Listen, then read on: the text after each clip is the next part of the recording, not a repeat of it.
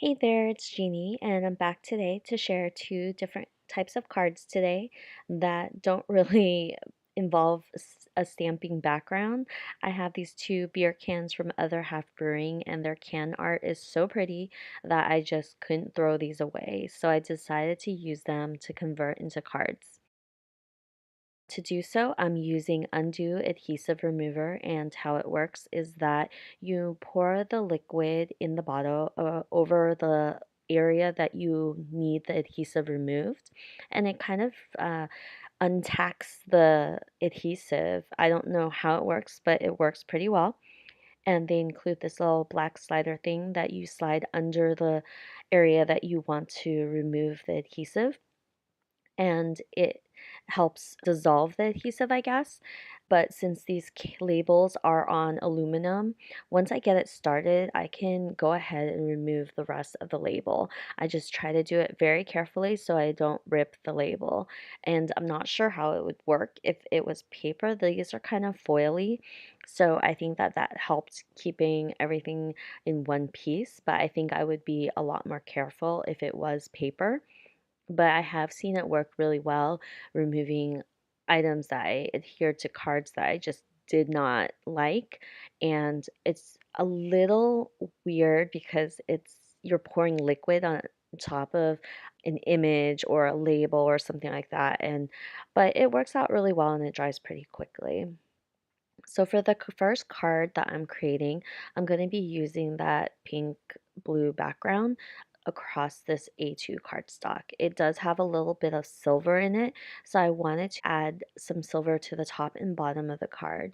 I added Versamark ink to the top and bottom portion of the card, and I add silver embossing powder just so that this matches that first background.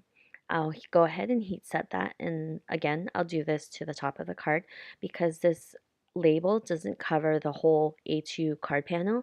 I need it to run across, and I think that the silver really ties everything together. So once I heat set this, I'm going to trim down that label a little bit. There is some text on it from the beer company, and I wanted to remove it because I thought it'd be weird to keep on for a card. So I just trimmed off a little bit, but there's still enough of that can art to use for the card. So once I decide where to adhere it, I'll make sure to add adhesive to it so it sticks. There's still remaining adhesive from the label, but just to be sure, I add additional adhesive to the back, and I have this gorgeous background. I'm using My Favorite Things stamp Blueprint 27. They have this really pretty scallop border in this die set, and I'm using this for this card. So once I have that, I will adhere it to a white card base. And I'm using the die cut from one of the older Hero Arts My Monthly Hero card kits. And the thank you sentiment is such a large sentiment, and it's really delicate and pretty, so I wanted to use it here. And to do so, I'm just run a long piece of white cardstock through my Xyron sticker maker, and I'll use the thank you die and I'll run it twice through my die cutting machine. And I add that Xyron sticker maker first because I want the adhesive to be behind the die cut, so it makes it easier to adhere to the card base. I go ahead and add adhesive to that card panel that we created with the can art label, and I just center it on a white card base, and I use white for the die cut to tie it together with that card base, and I think that it ends up looking pretty good. So for the die cuts, I decided that I wanted 2 layers of this just to add that extra volume. I wanted the die cut to stand out a little bit more, and sometimes when you only use 1 layer, it kind of gets lost, especially with such a pretty background. And I just really wanted it to stand out. And so because this die cut is so delicate, I have to make sure that I'm happy with where it's placed before I permanently run my Teflon bone folder over it to adhere it to the card base. But once I do that, I'll go ahead and add that second layer, and I really think that it helps make the whole sentiment pop. So while looking at this card, it still looked a little bit plain. So I grabbed some hearts from the Simon Says stamp holiday shapes die, and this cuts out a bunch of hearts in various sizes. And I die cut six out, and I'm using the various sizes. So it's the smallest, medium, and the largest heart. And I think that this really adds a little bit of interest. It doesn't distract from the background and it doesn't distract from the card itself, but it adds a little bit of the embellishment that I needed. Otherwise, the card would be kind of plain. But I really like how this ended up turning out.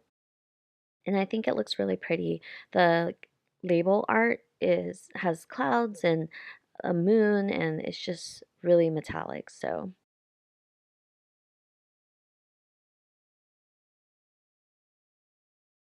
for the second card, it also doesn't cover an A2 card panel. So at first I thought that I would use these die cuts to put over the wording in the middle of the label, but I decided that I didn't want to cover up the art.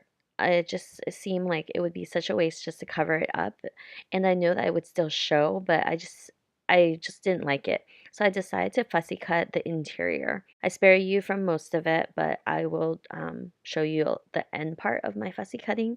I don't think that that's too interesting, but basically I just cut around the little fruits inside. I also pick out a dark purple cardstock for the card panel, and I think that it looks really pretty because it matches the darker fruits on this label.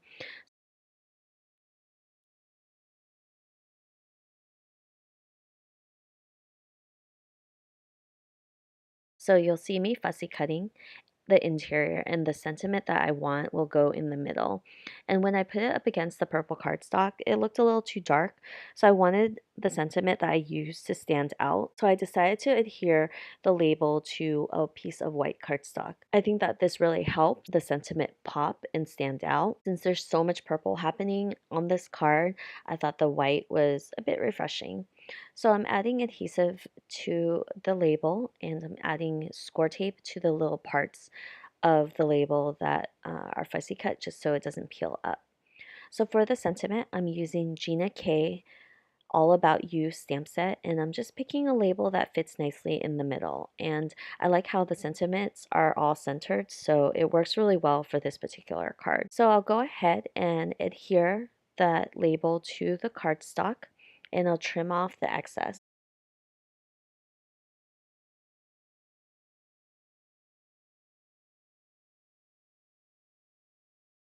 I noticed that the entire card's a little off-centered after I stamp this. I mean, for the sentiment, I'm stamping using Distress Oxide ink in Wilted Violet. So because it looked a little off-centered, I decided to use one of Lawn Fawn's large stitch rectangle stackables, and I'm using the second to largest size for this, and I will die cut it into a smaller card panel. Afterwards, I realized that I kind of die cut it a little off center, but I don't have a second label, so I can't redo this. So I just have to go with it.